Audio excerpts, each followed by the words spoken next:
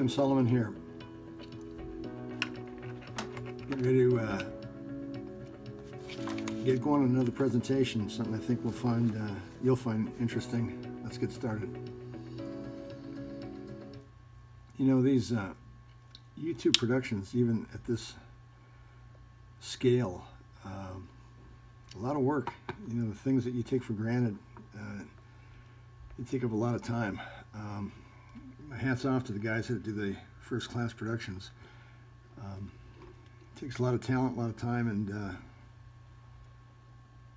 we enjoy it. I enjoy it. But anyway, this is an excerpt, a cutout from a recent disclosure statement from a servicer, Select Portfolio Services. We're not bashing on, picking on them. We're just going with whatever case we have in front of us, and wherever we found something that we think you'll find interesting, or that we think would be provocative, or something substantial that would get the court's attention, because a lot of the arguments people are making are not working. But in this case, what we have is a rate disclosure notice, which is bizarre, because in a foreclosure, the servicer dumps the loan after about 3 months. Interest stops collecting. It goes to foreclosure. Second, the principal balance never remains the same. Interest compounds on a mortgage. So you'd have at least 3 or 4 months of compounded interest before it goes to the foreclosure mill. These loans, you often have two balances that are mirror balances. One's an outstanding principal balance and the other's an interest-bearing account. Come on, that's not a mortgage. But in this case, we're well into the 4th year of a foreclosure, and the individual is getting notices as if he's current. Well, for a reason. But they treat the foreclosure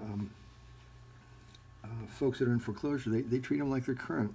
They treat them like they're at least from what they're mailing out, what they're disclosing. In this case, you can see it says SPS is committed. Okay, this is good. It's a good start.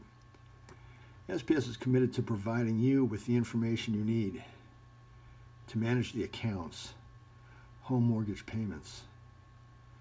I'm going to repeat that again. Listen very carefully. The servicer is committed, that's nice, to providing you with the information you need, okay, to manage the accounts, plural, the accounts, home mortgage payments. Well, either have a mortgage or you don't have a mortgage. Account is something usually reserved for a certificate of deposit or some other kind of instrument or device for referring to interest-bearing principal in a savings account. But as you can see, that's really squirrely. It's really squirrely the way that's worded. It's worded for a reason. The next line says, changes to the mortgage interest rate and payments on 2/1/21, which is not here yet, right? No. So it says changes to the interest payments on 2/1/21. Let's go ahead and enter that. Whoops. 2/1/21. Got it. Under the terms of the account, here we go again, the account's adjustable rate mortgage. That's making reference to two separate entities or two separate accounts, or I'm using the word account. It's making reference to two separate sets of considerations. So the terms of the account's adjustable rate mortgage. And being a banker for 25 years, I know exactly what they're saying there. They're referring to a commercial line of credit that was used to finance the funding of the mortgage. It has to do with warehouse lending, but it also has to do with establishing basis and asset, because there was no mortgage, so to speak. It was a warehouse line, but never any mortgage. It was a conversion. But for right now, look what it says. Under the terms of the account's adjustable rate mortgage, you had a 1-month period in which the interest rate and principal and interest rate remained the same. Okay, it's just monthly. That's another way of saying it's just monthly. The interest rate initially changed on 4/1/2006. You have got to be, they're backdating you to 4/1/2006. That's a backdate right there, folks. That's for reconstituting a canceled balance. It's for recertifying value. It said that The interest rate was initially changed on 4106 and may change every month for the life of the mortgage.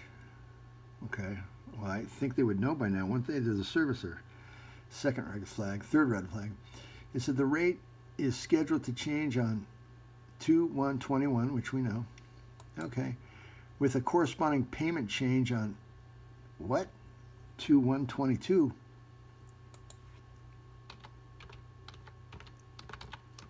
Now, how in the world can you, am I reading this wrong? The interest rate initially, the rate is scheduled to change again on 2/1/21. They said that, with a corresponding payment change on 2/1/22. That's called accrual, folks. It's called accrual. It's called an annual installment payment. It's also known as OID. It can also be called a straight note. But what you have here is also a sly way of making generating consideration. And let me show you how they do it. I'm going to go from here to here. 5,420 days. From here to here, minus 5,785. Let's see what we got here. Look at that. Separated by 1 year. So what I'm telling you you're seeing here is somebody, I won't say who, somebody is picking up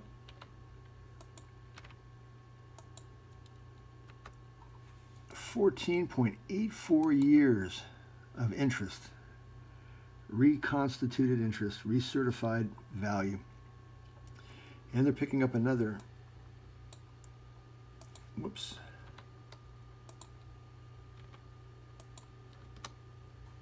another 15.85 years. And what this is a charge back, and this is a credit forward, or it'd be a credit back and charge forward. Anyway, this is used for reconstituting value of a lost note or a canceled debt. And again, if you add these two together, it should give us 1 year. And there you go. Now, if you want to consider, let's see if we can move this over here. Now, if you want to consider the fact, the fact that they're reconstituting based on timing devices, this is a timing device. Now, let's show you where the valuation devices come in. Let's pick a number. Well, the foreclosure is going down for two mirror balances.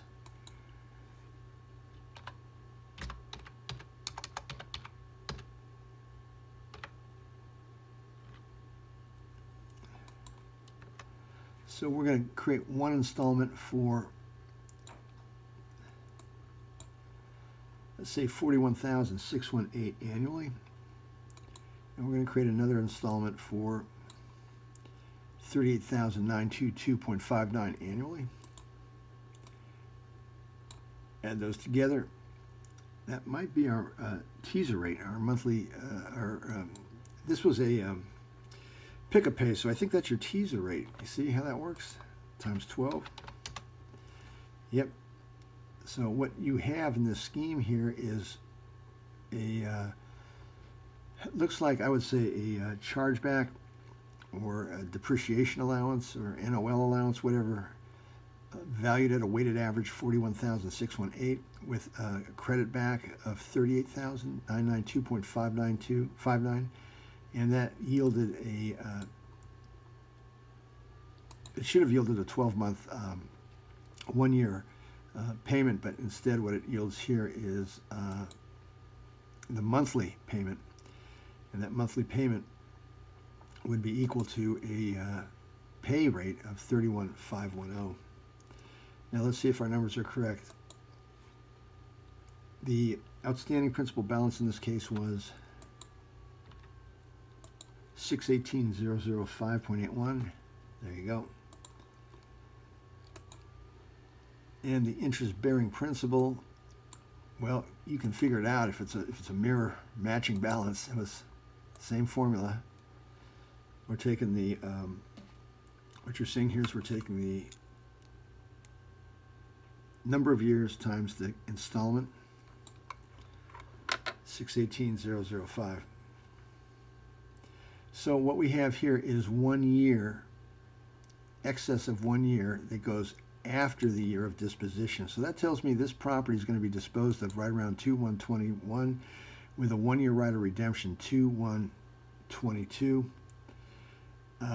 You got a lot of merit, a lot of arguments to make here. And I'm going to leave it at that. We're going to check out here. We're going to be back with another case, and also we'll try to follow up with. We're going to try and follow up with some of the. That's a new corporate tune. We're going to also follow up with how the recharacterization of a transaction will work in your favor. M. Solomon. You can reach me at area code 202-550-8364. Let me see your servicing statements, recent servicing statements. You can also get us at secondary trade desk at gmail.com, secondary trade desk at gmail.com.